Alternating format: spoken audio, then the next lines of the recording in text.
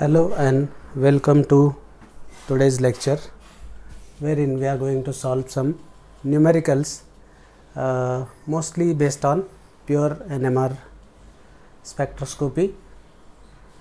The molecular formulae are given, and the proton NMR data is given. Now data is given like this: H1 NMR delta value, that means proton NMR chemical shift is given 1.1 triplet, J is equal to 6 Hertz, the coupling constant, and number of protons are given. In some cases the area under peak is given, and then you have to find out the ratio of proton considering the LCM and so on. We will see all those examples maybe in next lecture, but let us start with the first problem, C4H8O. Now let me let me tell something about this. Now C4H8O, if you count the sites of unsaturation, one site of unsaturation is there. So I will just put it here, C4H10 minus C4H8, H by 2, one site of unsaturation. So one site of unsaturation is there in the first compound. Now if you look at the proton NMR data, then triplet 3 protons, it should be like this. We are considering methyl protons which has got 2 neighbors, therefore triplet. 2.1 singlet, 3 protons singlet, this is isolated, it doesn't have any neighbor, so that's why singlet. And 2 proton quartet, you can see that 2 proton quartet means it is the same group, but now we are considering CH2 here. So there are 2 functional groups here, one is CH3 CH2, second is CH3, and which is isolated from the CH2 CH3, otherwise it will be a complex pattern. So the partial structure I am putting CH3CO CH2 CH3. So this is singlet, 2.1 delta is the correct region for CH3 attached to carbonyl. Then this one is 2.45 quartet because now multiplicity of this is given as n plus 1, that is 3 plus 1, that is 4, and for this multiplicity is given by n plus 1, that is 2 plus 1, so that is 3. So this is 1.1 delta triplet. Coupling constant is same, that means they are mutually coupled protons. So mutually coupled protons have same coupling constant, that is what you have to remember. So mutually coupled protons will have same coupling constant, and the total structure, the correct structure of the molecule is 2-butanone, CH3CO CH2 CH3. Okay. Now let me clear the first example. Now coming to the second example, C5H10O. In this case also you can find out the sites of unsaturation. It is 1 because C5, I am just putting it here, C5H12 minus C5H10, H2 by 2, that is one site of unsaturation for second compound. Now this is proton NMR data given in delta, 1.1 doublet, 6 proton doublet is isopropyl group. So we are talking about this, and they can display a doublet provided they have one neighbor. So this one neighbor is there, so these 6 hydrogens, they are one unit and they are having one as a neighboring partner, So coupling constant, coupling is 1 plus 1, that is 2, that is doublet. So 6 hydrogen doublet and similarly 1 hydrogen septate. So 6 hydrogen doublet, 1 hydrogen septate. This is the indication of isopropyl group. And in addition to that, you can see that the coupling constants are also same. So septate for 1 hydrogen and doublet for 6 hydrogen, that is simply the isopropyl group. So isopropyl group is going to be the one functional group here. Now if you look at this second data, that is 3 protons singlet, once again 3 proton singlet is isolated, most probably CO, the COCH3, because 2.1, that is the probable region for CH3CO group. So the correct structure would be CH3CO, CH, CH3, CH3. So these two will be doublet, this will be septate, this will be singlet at 2 delta, this is 2.58 because this is next to carbonyl, and this is 1.1 because they are also experiencing some inductive effect which is exerted by carbonyl group. So that is the structure, isopropyl methyl ketone, that is the correct structure. Now moving on to the third example.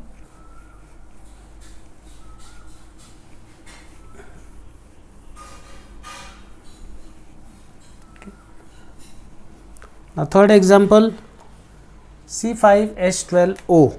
If I consider the parent hydrocarbon is C5H12, C5H12, so 0 means it is a saturated compound, no sites of unsaturation, so saturated compound. Now if you look at the proton NMR, 6 hydrogen doublet and 1 hydrogen septate, that is once again the isopropyl group. So isopropyl group is going to be the one of the functional group. Then 3 hydrogen triplet and 2 hydrogen quartet, this is CH3 CH2 group.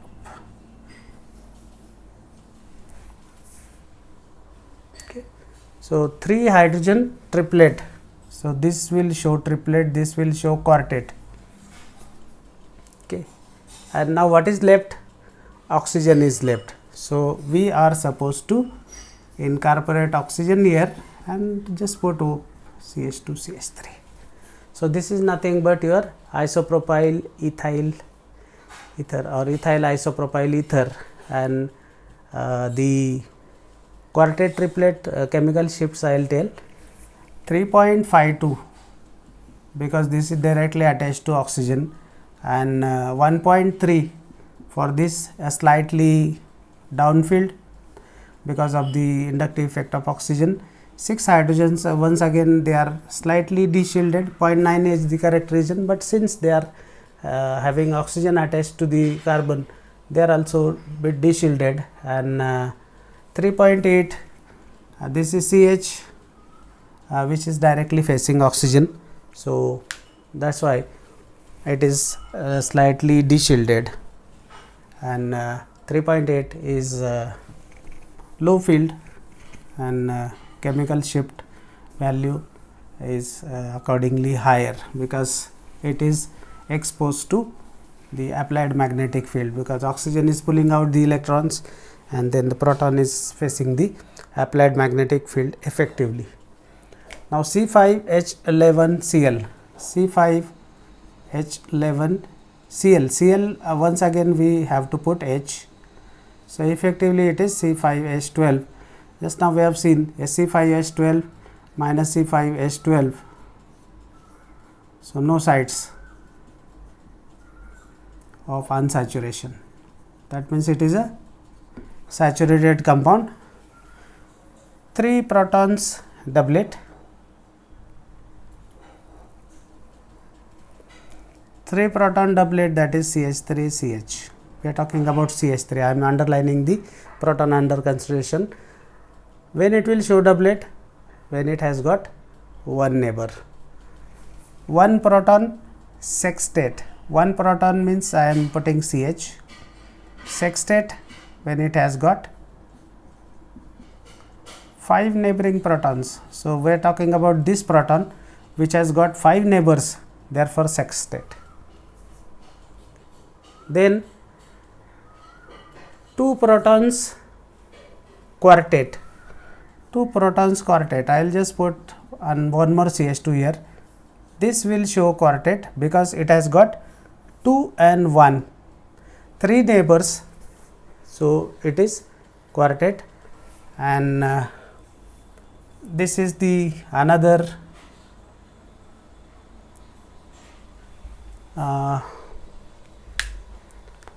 CH2 which is triplet.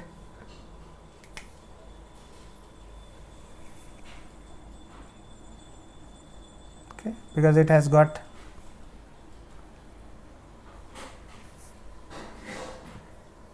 and then one more thing is left. O is there and Cl is also there. So I will put Cl here because this should go downfield, that is 3.8 delta, and only one place is left for OCH3, that is here. So OCH3 is this one, singlet. So the structure looks like this. CH3 doublet because it has one neighbor, CH2 quartet because it has 3 neighbors, CH2 triplet because it has 2 neighbors, and OCH3 singlet because it will not couple with other things. So that is the correct structure. C5H11Cl, a saturated compound. There is no site of unsaturation, so there is no question of alicyclic ring or a double bond.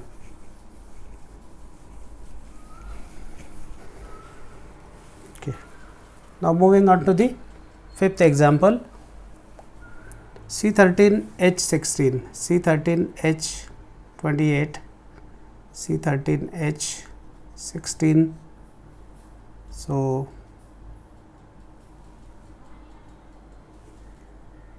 12, 6 sites of unsaturation.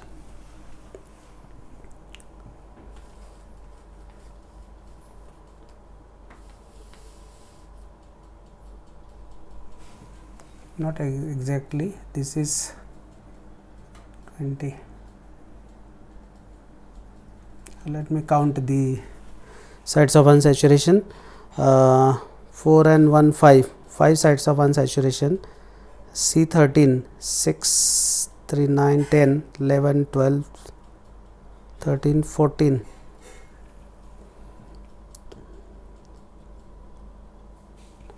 It is 14.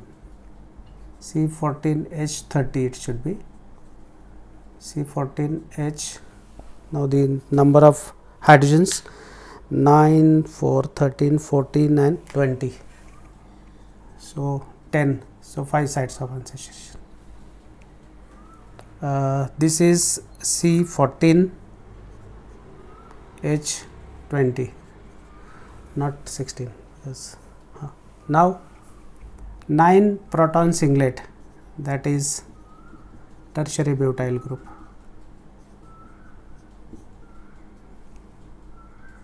Tertiary butyl group. 6 hydrogen singlet,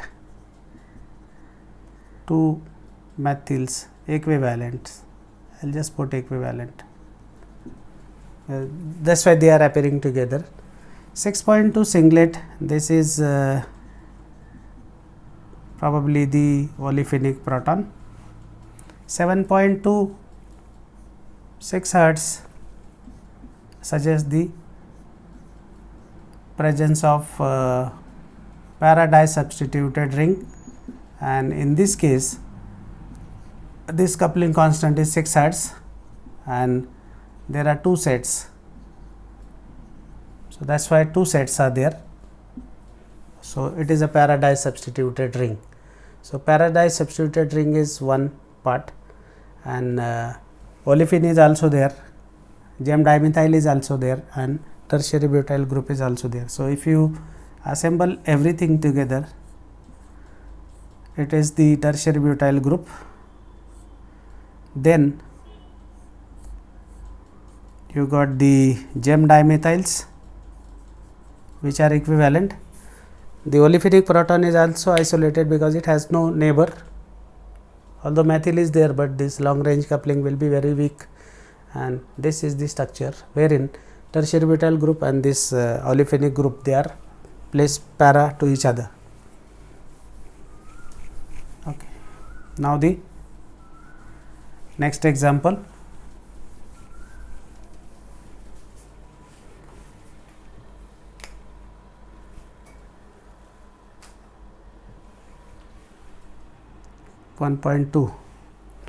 C3H8Br, C3H8, C3H7, and for this we are putting hydrogen, so automatically it is saturated compound. 3 hydrogen triplet, that is CH3CH2. We are talking about methyl which has got triplet because it has 2 neighbors.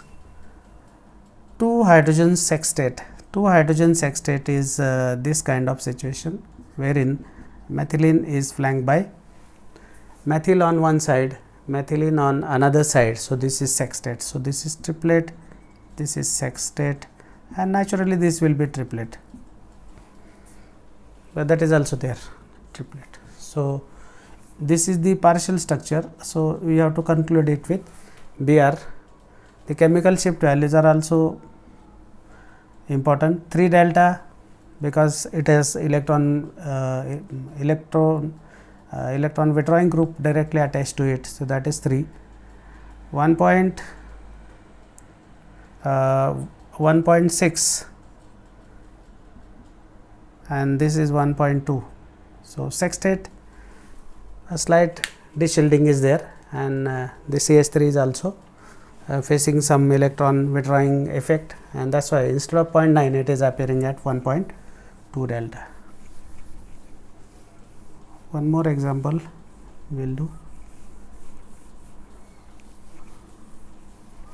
Now this is a combined example, IR and NMR together. So let us solve this. C6H14, C6H10, 4 hydrogens are missing, so 2 sides of unsaturations are there. Okay. 6 hydrogen singlet, that is 2 CH3s, and 3.8 means it is having oxygen attached to it, that is why they are deshielded. 5.6 singlet, probably the olefinic proton. 2.1 singlet, this is CH3CO, this is singlet, this is singlet, this is also singlet, and now 1690 is carbonyl, 1610 is double bond. So it is a partial structure I am putting. This is the partial structure. Now our job is to put substituents on that. So which are the substituents? One is methyl, second is hydrogen, and third is OCH3. So OCH3, because they are having reverse conjugation, they are bit deshielded, that is 3.8 delta. 5.6 is olefinic proton which is very much there, and 1690 suggests the conjugated carbonyl, 1610 is taking care of the CC double bond stretching frequency. So, this is how you are supposed to solve the example. In next lecture, we will see similar examples, because at TYBSc level, since it is introductory course, we are not supposed to do complex examples. At least for a couple of lectures we will be doing simpler examples, and in the revision we will go for the little complex problems, wherein the substitution pattern of aromatic ring, vicinal geminal coupling and all those things, will be talking more about those things in due course. Thank you very much.